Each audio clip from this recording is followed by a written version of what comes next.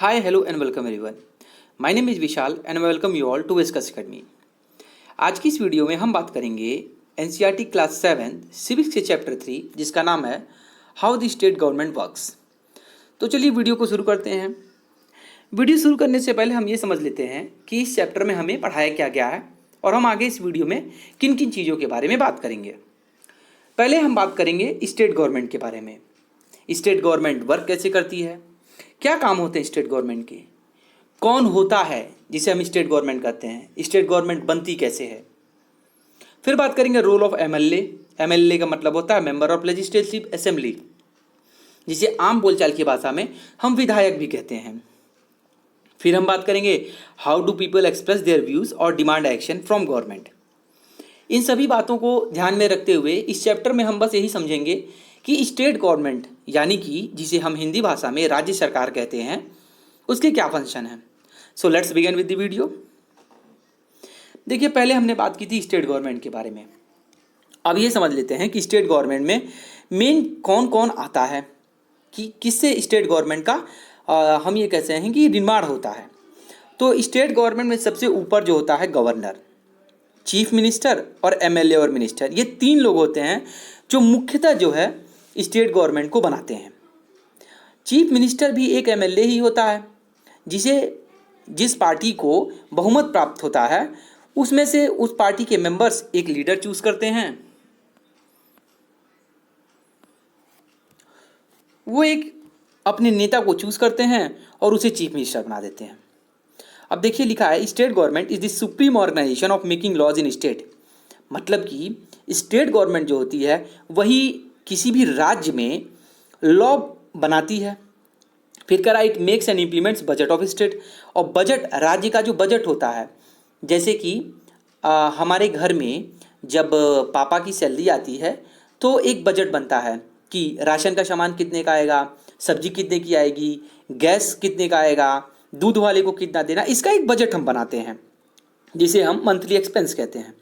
ऐसे ही गवर्नमेंट जो होती है वो ईयरली एक्सपेंस बनाती है, यानी कि सब्सिडी में कितना पैसा खर्च करना है, कितना सैलरी में जाना है, कितना पेंशन देना है, हर चीज़ का एक बजट होता है। तो वो बजट का निर्माण भी राज्य के लिए राज्य सरकार ही करती है। अब देखिए, दो टर्म आप पढ़े होंगे, एक होता है स्टेट लेजिस्लेचर और एक होता है state government. State government state legislature का ही भाग है। स्टेट लेजिस्लेचर में तीन लोग होते हैं, एक तो गवर्नर, एक लेजिस्लेटिव असेंबली, एक लेजिस्लेटिव काउंसिल। गवर्नर सबसे ऊपर होता है, उसके बाद होती है लेजिस्लेटिव असेंबली जिसे हम विधानसभा कहते हैं, और विधानसभा के चुने हुए मेंबर ही एमएलए होते हैं, और उसी में से एक सीएम भी बनता है। दूसरी होती है लेजिस्लेटिव काउंसिल जिसे विधान परिषद कहते हैं। अब लेजिस्लेटिव काउंसिल जो है उसके बनने के लिए कई सारे क्लॉज हैं। उन क्लॉज में से एक दो क्लॉज मैं आपको यहाँ बताऊँगा, क्योंकि यह इसमें बहुत डीप में जो है आपके चैप्टर में न इसके बारे में पढ़ाया गया है, ना आपको अभी इसकी ज़रूरत है। इसके बारे में आप आगे की क्लास में पढ़ेंगे। तो लेजिस्लेटिव काउंसिल में रफली हम ये समझते हैं कि जिस भी स्टेट की जो है पॉपुलेशन, या यूँ कहें कि जो है लेजिस्लेटिव असेंबली की जो सीट्स हैं वो 60 से ऊपर हैं, जिस भी स्टेट की, उसी स्टेट में है लेजिस्लेटिव काउंसिल बन सकती है। ये प्राइमरी एक क्लॉज है। अब देखिए, मूलतः जो है इस समय अगर प्रेजेंट में हम बात करें तो लेजिस्लेटिव काउंसिल जिसे विधान परिषद बोलते हैं वो 5 स्टेट्स में है, बिहार, उत्तर प्रदेश, महाराष्ट्र, कर्नाटक और तेलंगाना। आपको इतना ही पढ़ना है।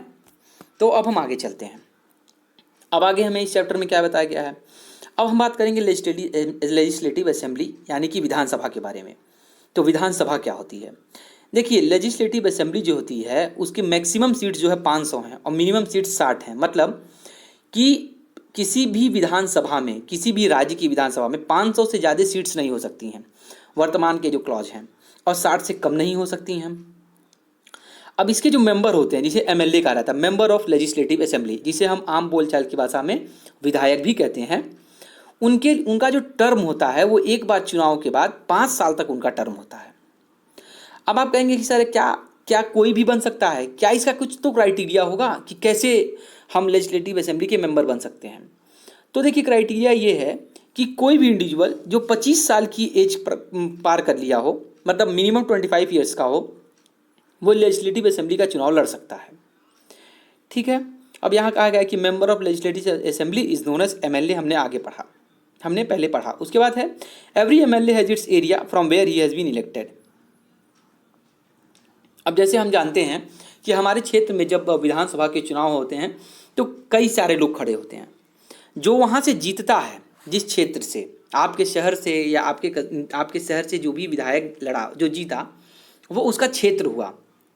तो यहाँ पे यही कहा गया है कि every MLA has its area from where he has been elected. Area या क्षेत्र बोला जाता है। अब देखिए होता क्या है कि एमएलए की रिस्पॉन्सिबिलिटी क्या है। एक नॉर्मल एमएलए जो विधायक है उसकी रिस्पॉन्सिबिलिटी ये है कि अपने एरिया, मतलब जिस क्षेत्र से वो चुनाव लड़ रहा है और जीत रहा है, जहाँ के नागरिकों ने उसे वोट दिया है, उसे जिताया है और वहाँ तक पहुँचाया है, विधायक बनाया है और विधानसभा तक उसे पहुँचाया है, वहाँ के लोगों की दिक्कतें क्या हैं, लोकल इश्यूज़ क्या हैं, वहाँ के लोगों के द्वारा जो फेस किए जा रहे हैं वो लोकल इश्यूज़ क्या हैं, इसके बारे में वो गवर्नमेंट को अवगत कराए और गवर्नमेंट से उनके लिए काम करने के लिए उसे प्रेरित करे। अब क्या करा, people give vote to a candidate who they believe will solve the problems upon being elected as the MLA of their area.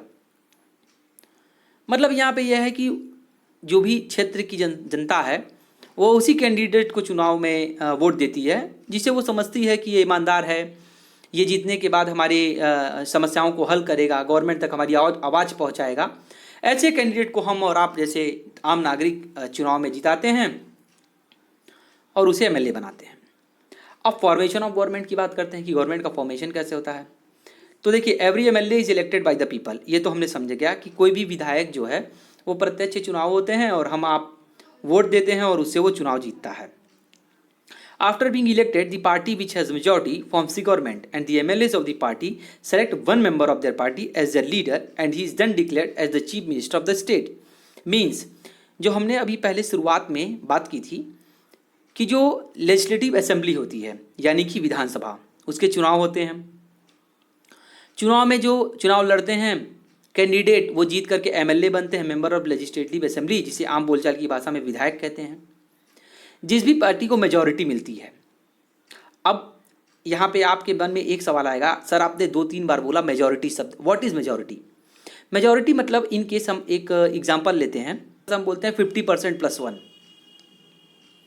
मतलब 201 सीट जो भी जो है 152 सीट जो है पार्टी जीतती है, आउट ऑफ 300 की अगर हम बात करें तो 150 हो गया 50% और 1 हो गया उसका एक और जोड़ लेते हैं तो 152 सीट जो हो गई वो मेजॉरिटी हो गई। क्योंकि 300 में से 152 निकालेंगे तो फिर 152 तो आएगा नहीं। तो इसका मतलब क्या हुआ कि ज़्यादा संख्या किसके पास है, किसी एक पार्टी के पास। तो मेजॉरिटी का मतलब ये होता है कि जितनी भी सीट्स हैं उसमें ज़्यादा सीट्स जिस पार्टी की है, जिस सीट्स के ज़्यादा कैंडिडेट सेलेक्ट होकर के गए हैं विधानसभा में, वो पार्टी जो है कहा जाता है कि इसने मेजॉरिटी पा गई। अब मेजॉरिटी पाने के पास क्या होता है कि जितने भी इलेक्टेड एमएलएज हैं उस पार्टी के, वो अपने ही लोगों में से किसी एक लोग को चुनते हैं और प्रस्ताव देते हैं कि ये हमारा सीएम रहेगा या हमारा मुख्यमंत्री रहेगा।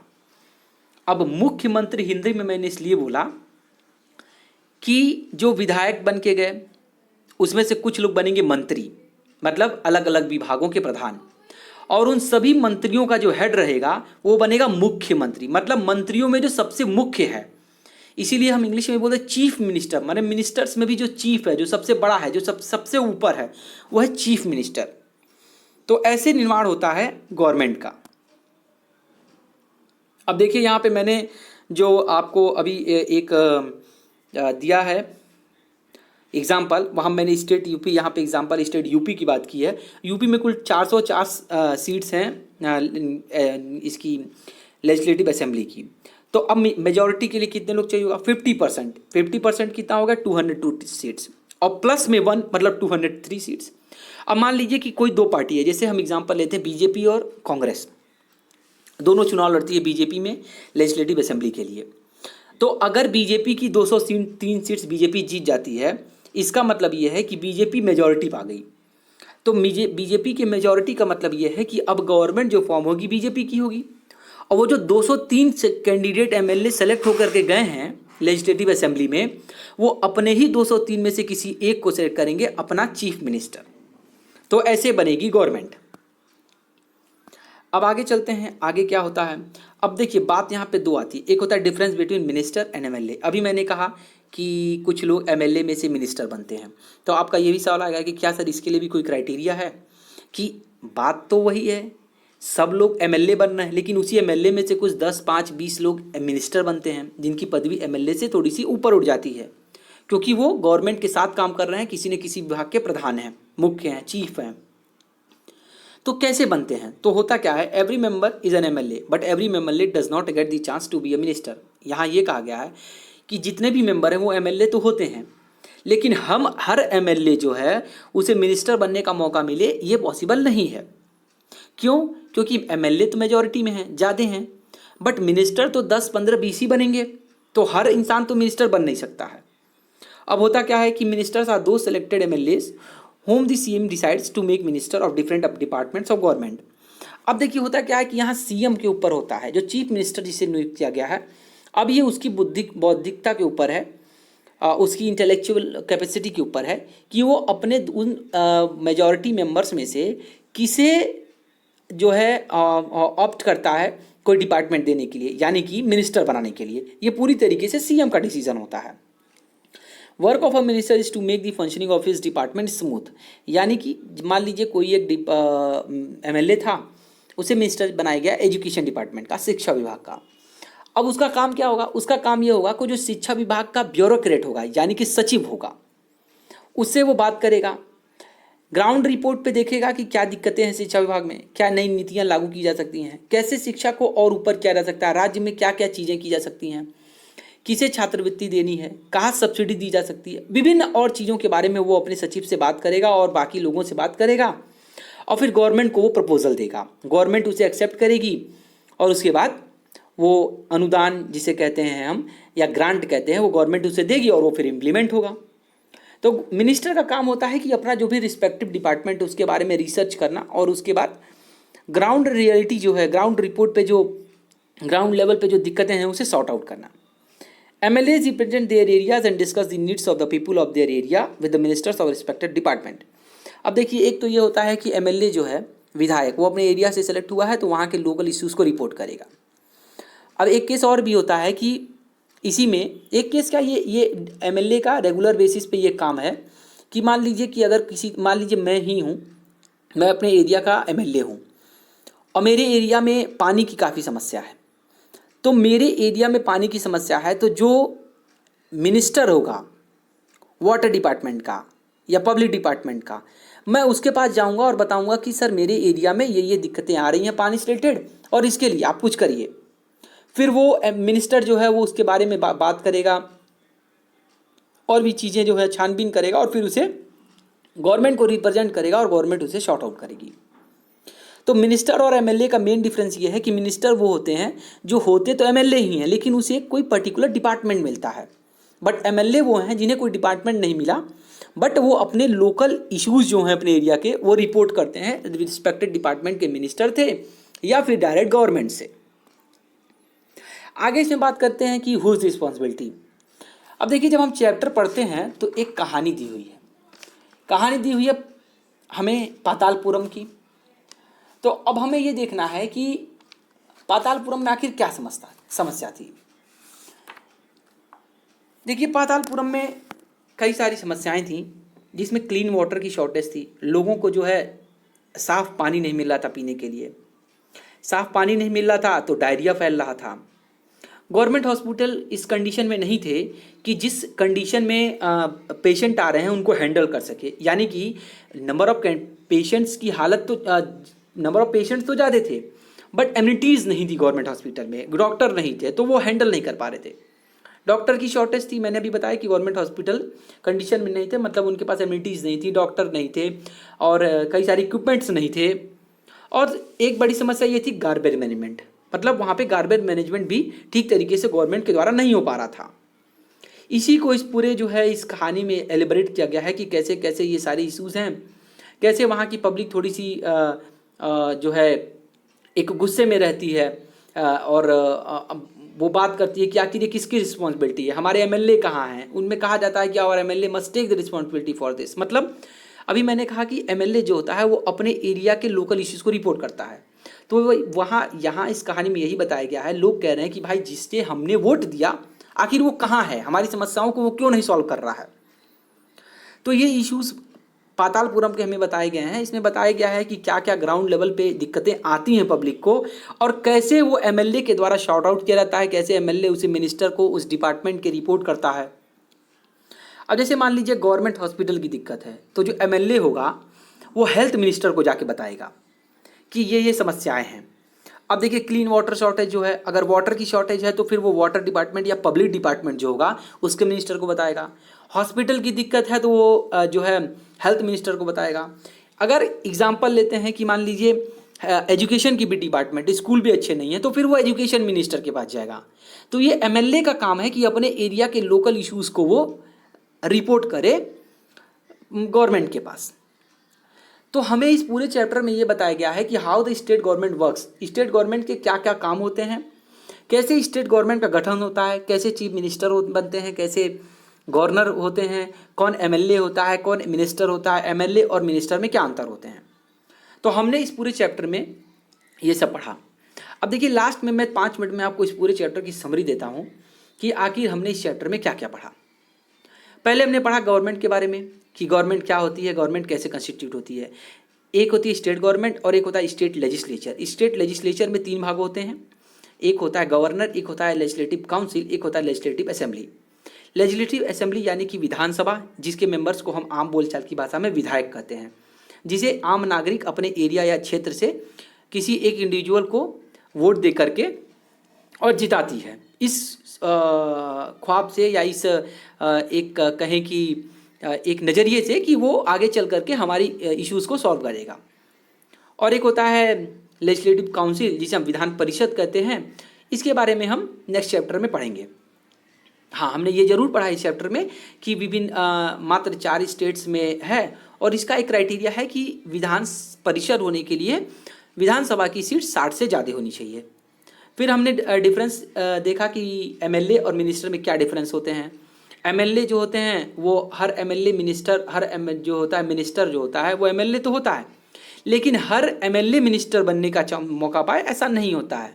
उसके बारे में हमसे समझा कि मेजॉरिटी जिस गवर्नमेंट की होगी उसको जिस कैंडिडेट के जिस गवर्नमेंट के पास मेजॉरिटी होगी वही गवर्नमेंट बनाएगी।